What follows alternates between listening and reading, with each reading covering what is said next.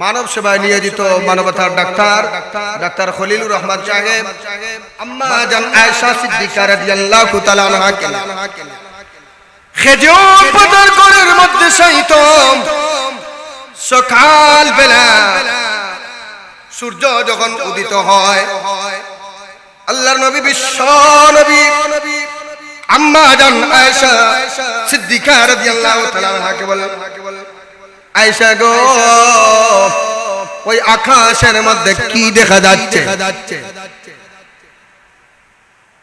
আম্মা জান আয়েশা সিদ্দিকা বললেন, ইয়া রাসূলুল্লাহ, ইয়া হাবিবাল্লাহ, আল্লাহর নবী গো, আকাশের মধ্যে অসংখ্য গণিত তারকারাজি দেখতে পাচ্ছি।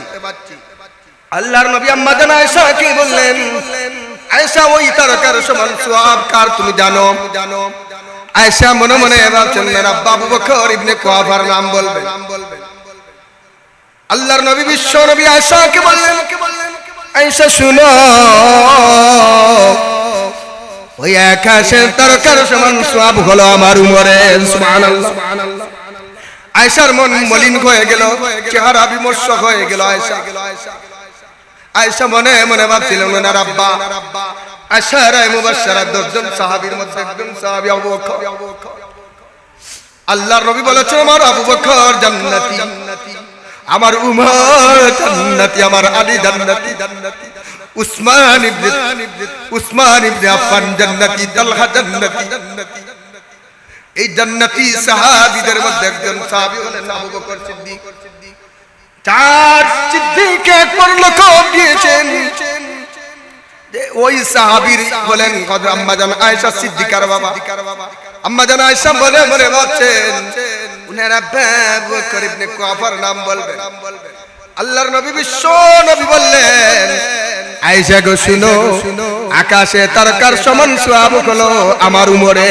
সুবহানাল্লাহ। সেবায় নিয়োজিত মানবতার ডাক্তার ডাক্তার খলিলুর রহমান সাহেব, মাদ্রাসার প্রতিষ্ঠাতা এবং সভাপতি উস্তাদুল আসাতিজা হাফিজ মাওলানা হাবিবুর রহমান সাহেব, আল্লাহু ফালা মুদিল্লা লাহু ওয়া মান ইউদ্লিলহু ফালা হাদিয়া লাহু ওয়া নাশহাদু আল্লা ইলাহা ইল্লাল্লাহু ওয়াহদাহু লা শারীকা লাহু ওয়া নাশহাদু আন্না সাইয়্যিদানা ওয়া সানাদানা ওয়া হাবিবানা ওয়া মাহবুবানা ওয়া মাওলানা মুহাম্মাদান আবদুহু ওয়া রাসূলুহু الذي أرسله بالحق بشيرا ونذيرا وداعيا إلى الله بإذنه وسراجا منيرا أما بعد فأعوذ بالله من الشيطان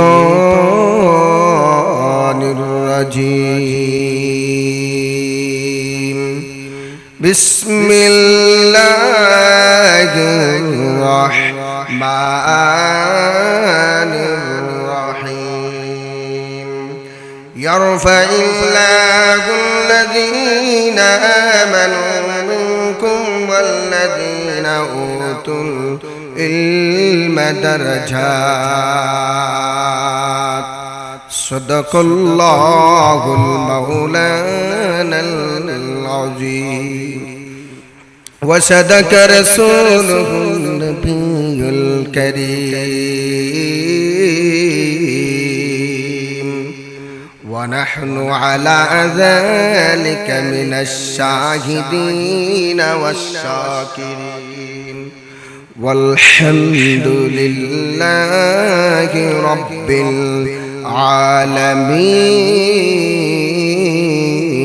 العالمين. وقال النبي صلى الله عليه وسلم خيركم من تعلم القرآن وعلمه إن الله وملائكته يصلون على النبي يا أيها الذين آمنوا صلوا عليه وسلموا تسليما اللهم صل على سيدنا مولانا محمد وعلى آل سيدنا مولانا محمد دنا গোয়াবিনা বিবি জন্য তোমার জীবন তোমার মাঝে আসিয়াছে ত্রিভুবনে মহাজন আল্লাহুম্মা সাল্লি আলা সাইয়্যিদিনা مولانا محمد وعلى آل سيدنا مولانا محمد توحید کی امانت سینوں میں ہے ہمارا آسان نہیں مٹھانا نام نشان ہمارا بلغ العلا بکمالہ کشف الدجى بجمالہ حسنت جمیع خصالہ صلوا علیہ وآلہ لا الہ الا اللہ لا الہ لا الہ لا الہ বহু দূরে মদিনা কেমনে যাব ভুলো না লা ইলাহা ইল্লাল্লাহ লা ইলাহা ইল্লাল্লাহ লা ইলাহা ইল্লাল্লাহ 24 ঘন্টার ভিতরে দিবানিশি বলো রে মনে মনে জপ ইল্লাল্লাহ জপিয়া দেখো না কোনো আদ পাবে না দূর হয়ে যাবে তোর কলবের ময়লা লা ইলাহা ইল্লাল্লাহ লা ইলাহা ইল্লাল্লাহ ওয়া গুলগুল नहीं जिस गुल में वो नहीं वो दिल दिल नहीं जिस दिल में मगर अल्लाह नहीं ला इलाहा इल्लल्लाह ला इलाहा इल्लल्लाह ला इलाहा इल्लल्लाह ला इलाहा अल्लाह रे डकरे बंदा अल्लाह बोले डाक अल्लाह रे डकरे बंदा अल्लाह बोले डाक वठुई अल्लाह रे डाकते गेले তোর জীবনের গুনাহ হবে মাফ আল্লাহ রে ডাকরে বান্দা আল্লাহ বলে ডাক লা ইলাহা ইল্লাল্লাহ লা ইলাহা ইল্লাল্লাহ লা ইলাহা লা ইলাহা ইল্লাল্লাহ মুহাম্মাদুর রাসূলুল্লাহ সাল্লাল্লাহু আলাইহি ওয়াসাল্লাম।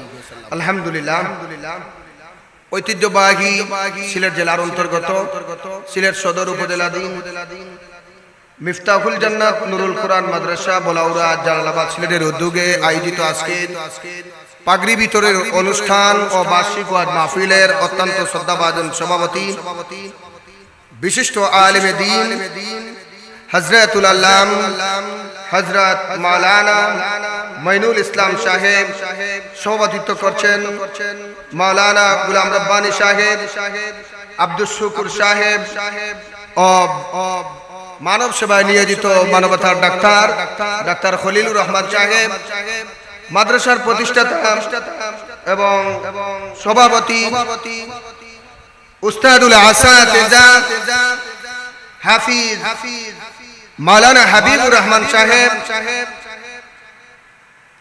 এবং চলমান অধিবেশনের সম্মানিত সভাপতি, আমার সামনে উপবিষ্ট জাতি বিবেক জাতির কর্ণধার, তারুণ্যের উচ্ছ্বাস উদ্দীপনায় ভরপুর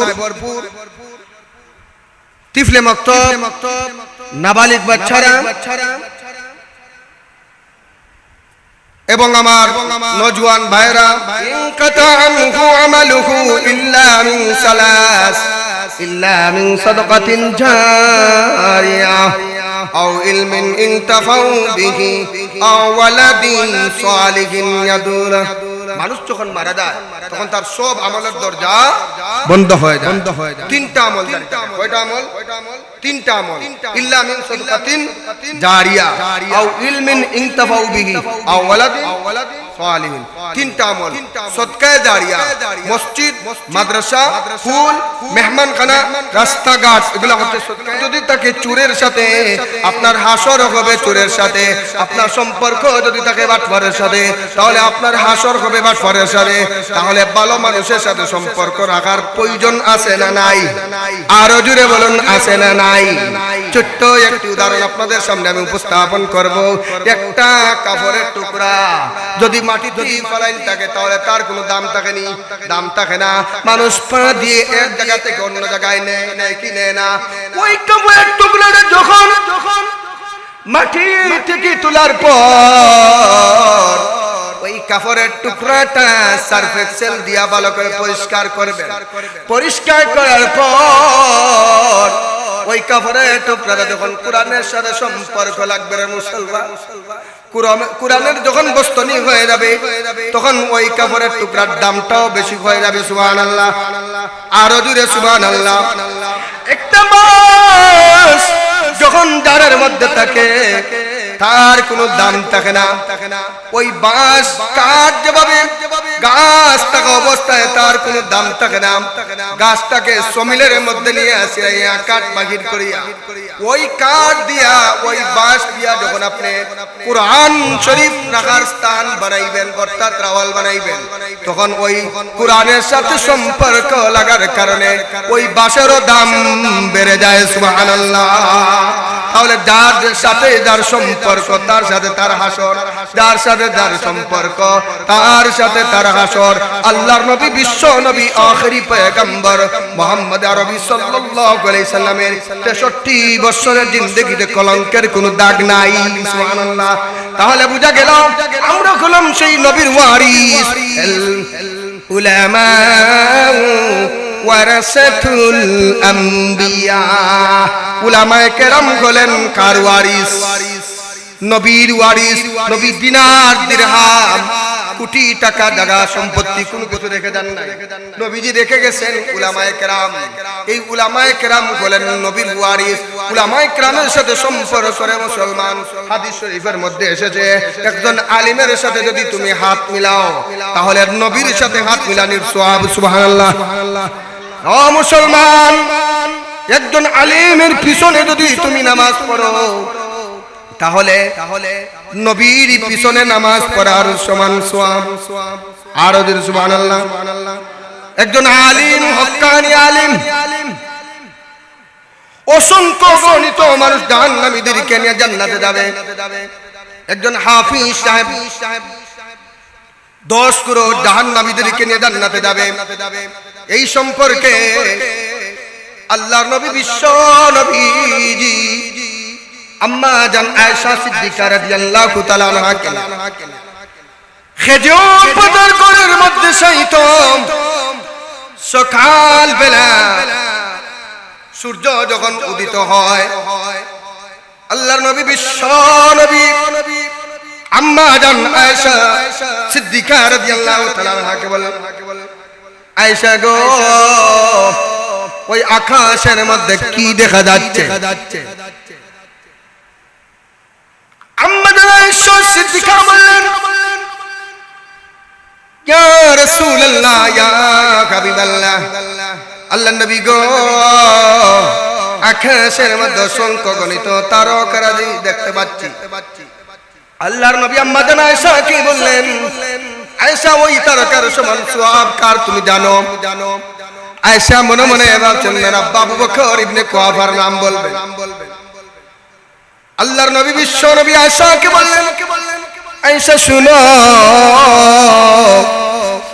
ওই আকাশের তারকার সমান সওয়াব হলো আমার উমরের। সুবহানাল্লাহ।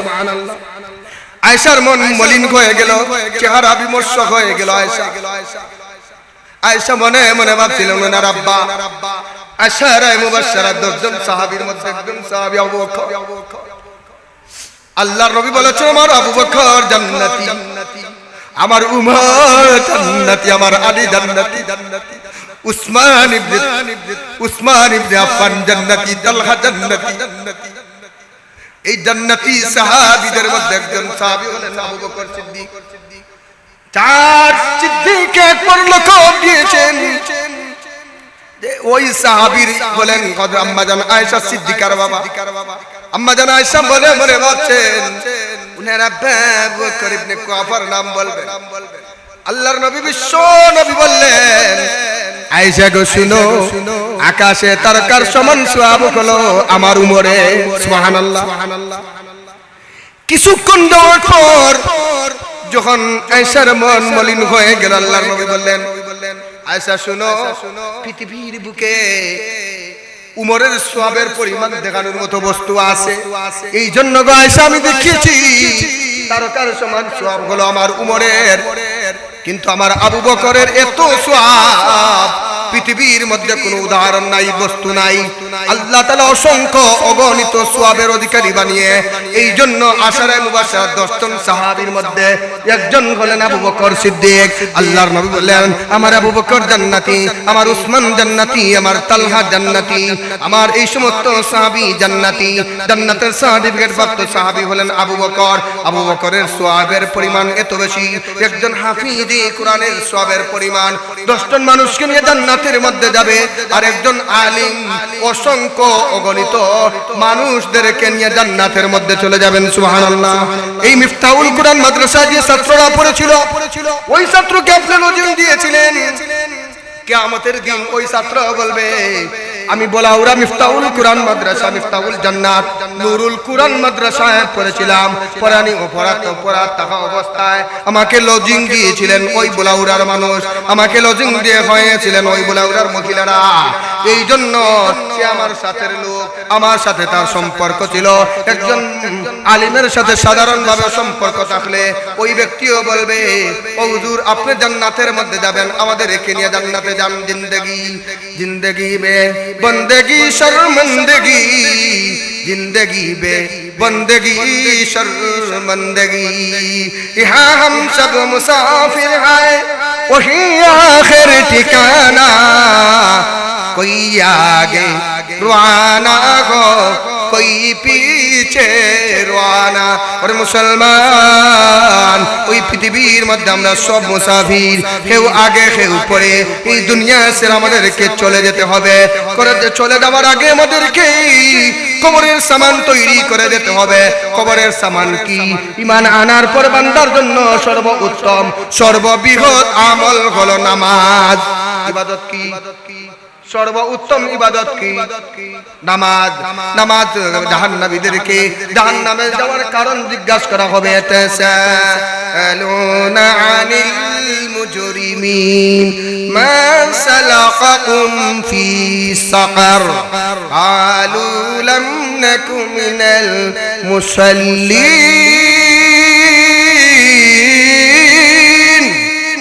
ولم نك نطعم المسكين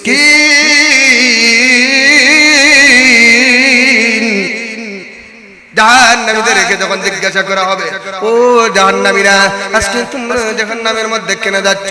জাহান্নামীরা বলবে, আমরা দুনিয়াতে নামাজ পড়ি নাই, এতিম মিসকিনদেরকে খাবার দেই নাই, এই মাদ্রাসার ছাত্ররা এতিম ছিল, এতিম ছাত্রদেরকে আমরা খাবার দেই নাই, তার লজিংয়ের ব্যবস্থা করে দেই নাই, এই জন্য আজকে আমরা জাহান্নামী। আমরা জাহান্নামে যাব না জান্নাতে? জান্নাতি না জাহান্নামী যাব? জান্নাতে জান্নাত দু জখসে ইয়া রব क्या करो, जन्नत दो जखसे या रब क्या करो, आरज़ू है कि मैं तुझे দেখা करो। প্রভু গো, জান্নাত জাহান্নামের প্রয়োজন নাই, প্রভু তোমার দিদার লাভের প্রয়োজন। বান্দার যখন তোমার দিদার লাভ হয়ে যাবে, তখন বান্দার জন্য জান্নাত ওয়াজিব হয়ে যাবে। লা ইলাহা ইল্লাল্লাহ, লা ইলাহা ইল্লাল্লাহ, কহু দূরে মদিনা, কেমনে যাব বলো না, লা ইলাহা ইল্লাল্লাহ। তাহলে বুঝা গেল মাদ্রাসা শিক্ষার প্রয়োজন আছে না নাই? আরো জুড়ে আছে না নাই? ছোট্ট একটি ঘটনা আপনাদের সামনে আমি উপস্থাপন করব। নবী সাহাবী হযরত আমির মুয়াবিয়া রাদিয়াল্লাহু তাআলা আনহু, চলুন সাহাবী ছিলেন হযরত আমির মুয়াবিয়া, উমর ইবনে আব্দুল আজিজের জামানা। আমির মুয়াবিয়া ছিলেন সাহাবী, যুগ ছিল ফিতনার, কিন্তু উমর ইবনে আব্দুল আজিজের জামানা তাবি তাগার পরেও যুগ ছিল স্বর্ণালী। হযরত উমর ইবনে আব্দুল আজিজের জামানায় বাঘ এবং সিংহ বকরি একই সাথে নদীর মধ্যে গিয়া পানি খেয়ে তাদের পিপাসা নিবারণ করত। আরে মুসলমান, তাবি হওয়ার পরেও তার যুগ ছিল কি? সোনালী যুগ। সাহাবী ছিলেন হযরত আমির মুয়াবিয়া, এরপরেও যুগ ছিল ফিতনার। এই সম্পর্কে প্রশ্ন করা হয়েছিল আব্দুল্লাহ ইবনে মুবারক। আব্দুল্লাহ ইবনে মুবারক, আমির মুয়াবিয়ার দাম বেশি আল্লাহর কাছে না, আমির মুয়াবিয়ার দাম বেশি না ওমর ইবনে আব্দুল আজিজের দাম বেশি? সুবহানাল্লাহ। প্রশ্ন করা হয়েছে কার কাছে? বিখ্যাত তাবিঈ হযরতে কার কাছে? আব্দুল্লাহ ইবনে মুবারকের কাছে। আব্দুল্লাহ ইবনে মুবারকের কাছে যে সাহাবীর দাম বেশি না তাবিঈর দাম বেশি? সাহাবী ছিলেন হযরতে আমির মুয়াবিয়া, আর তাবিঈ ছিলেন উমর ইবনে আব্দুল আজিজ। এই জামানার মধ্যে ফিতনার জামানা ছিল সাহাবীর জামানা, আর স্বর্ণালী যুগ ছিল উমর ইবনে আব্দুল আজিজের জামানা। এর মধ্যে কার দাম আল্লাহর কাছে বেশি? সুবহানাল্লাহ। কার দাম বেশি আল্লাহর কাছে? প্রশ্ন করা হলো আব্দুল্লাহ ইবনে মুবারকের কাছে। ও বলে মুসলমান, যখন এই প্রশ্ন করা হলো আব্দুল্লাহ ইবনে মুবারকের কাছে, আব্দুল্লাহ ইবনে মুবারক বললেন যে সাহাবী ছিলেন আমির মুয়াবিয়া, আর তাবিঈ ছিলেন উমর ইবনে আব্দুল আজিজ। আমির মুয়াবিয়া রাদিয়াল্লাহু তাআলা আনহু যে ঘোড়া দিয়ে যুদ্ধ করেছেন, বহু যুদ্ধে রাসূলের সাথে অংশগ্রহণ করেছেন, ওই